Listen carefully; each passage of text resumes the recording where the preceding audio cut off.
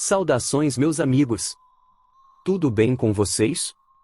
Espero que estejam todos bem. Hoje quero apresentar para vocês a Were-Hiena, que é a mistura de hiena com lobisomem. Segundo a lenda urbana dos Were-Hiena, homem e animal se misturam. Esse monstro que aterroriza o imaginário da população seria uma hiena que se move sobre duas patas e chega a ser mais alta que um homem em pé. Com medo desta criatura, a população que vive no campo de alguns países africanos dizem ter receio de deixar suas crianças sozinhas no quintal a partir de um determinado horário. Além disso, os animais, galinha, porcos, gado e cabras, são recolhidos antes do entardecer.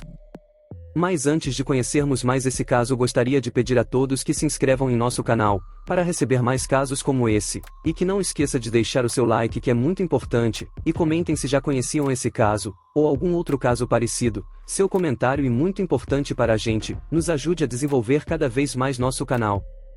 Então vamos conhecer mais sobre esse caso, indo agora direto aos fatos.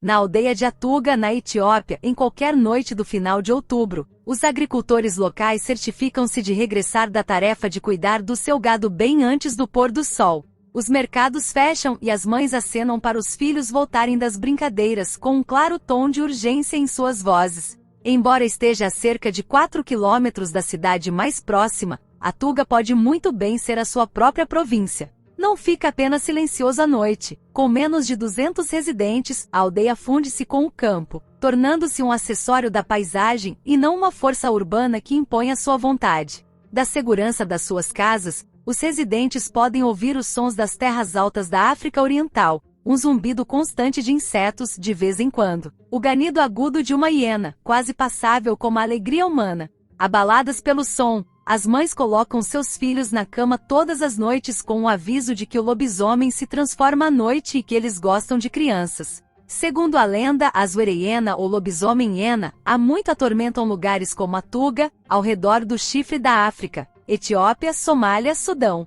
Crianças que se afastam à noite estão em risco. Estranhos que passam pela cidade estão sujeitos a suspeitas. Aquele som que você poderia jurar que era uma voz humana chamando seu nome à distância? Ao contrário de seus primos lobisomens folclóricos, as Were-Hienas podem ser nascidas humanas ou hienas se disfarçando de humanos. Também ao contrário dos lobisomens, acredita-se que as Were-Hienas sejam capazes de se transformar à vontade com a ajuda de uma varinha mágica ou de uma pitada de cinzas.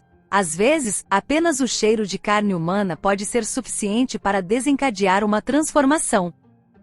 Em certo sentido, as origens do lenda da lobisomem fazem todo sentido. As hienas e os humanos tiveram uma relação consistente e antagônica que remonta aos primeiros tempos da presença humana em África. Há milênios, sabe-se que as criaturas noturnas convergiram em gargalhadas à noite, invadindo cabanas de aldeias, matando crianças e destruindo gado. Como afirma Marcus Baines, que estuda as relações entre humanos e animais como pesquisador na Universidade de Notre Dame, hoje em dia, os humanos tendem a se ver como se estivessem no controle total de seu ambiente. Mas na África rural, um ataque de hiena não é um acidente estranho, é um fato infeliz da vida. Há alguma aceitação de que não somos o predador de ponta. Como resultado, sem surpresa, as Were-Hienas tornaram-se representantes africanas de todos os tipos de perigos que espreitam para além dos assentamentos humanos. Tal como as suas primas hienas, são solitárias, mas também conhecidas por caçarem em grupos, são fortes, têm um apetite insaciável e uma reputação de atrair as pessoas para fora da segurança das suas casas. As mães usaram o mito do lobisomem para reforçar os riscos das coisas sabidamente perigosas, como perambular à noite, além do desconhecido. Onde o folclore Were-Hiena dá uma guinada surpreendente é exatamente no outro que eles passaram a representar. Conhecidos como necrófagos incorretamente, já que as hienas também adquirem grande parte de sua comida na caça, os animais não eram vistos apenas como antagônicos, mas também covardes e repulsivos. Um dos primeiros mitos originários da Costa do Marfim descreve como a hiena tenta convencer todos os outros animais a matar o primeiro homem e a primeira mulher que existem. Felizmente, cachorros avisa nossos ancestrais, frustrando a trama de hiena e salvando a humanidade. Da mesma forma, a mitologia dos lobisomens centra a ideia de que elas não são apenas uma ameaça, mas uma ameaça humilde e vil. Em algumas regiões, isto evoluiu para um meio de isolar ainda mais as populações outras. No folclore etíope, por exemplo, as uerehienas eram chamadas de bolda, um termo sinônimo de mal-olhado. Na tradição, esta noção remonta à criação. Segundo a lenda, Eva era mãe de 30 filhos e, um dia, Deus pediu que ela os mostrasse a ele. Suspeitando de suas intenções, Eva escondeu 15 de seus filhos. Quando descobriu sua desobediência, amaldiçoou os filhos a serem bolda como punição. Com o tempo, o termo tornou-se sinônimo da classe inferior e sem instrução dos artesãos, e dos ferreiros em particular. Por um tempo, acreditou-se que todos os ferreiros da cultura etíope eram bolda, capazes de exercer o poder do mal-olhado para se transformarem em lobisomens à vontade. A crença no bolda continua até hoje e é bastante difundida em toda a Etiópia, bem como, em menor grau, no Sudão, na Tanzânia e em Marrocos. A ferraria era uma profissão tradicionalmente dominada pelos judeus da Etiópia, uma pequena minoria no país cuja presença ali remonta à antiguidade. Também conhecido como Beta Israel, e que se acredita ser descendente da tribo de Dan, que fugiu da guerra civil no reino de Israel entre Roboão, filho de Salomão, e Jeroboão, filho de Nebate. Os judeus da Etiópia não foram autorizados a possuir terras, ou frequentar a maioria das escolas. Isso lhes deixou profissões como a ferraria, um ofício herdado que não exigia educação formal. Dom Seeman, um estudioso de religião e estudos judaicos na Universidade Emory, acredita que rotular a população judaica da Etiópia como bolda foi uma forma de segregação ideológica, em grande parte ao estabelecer associações entre bolda e artesanato, criando uma associação mítica perfeita, e inibindo a mobilidade social que poderia ter sido possível em épocas anteriores. Desumanizando-os ainda mais, dizia a lenda que os teriantropos judeus, metamorfos, roubavam tumbas à noite em forma de hiena, contaminando ossos e consumindo qualquer carne humana que restasse.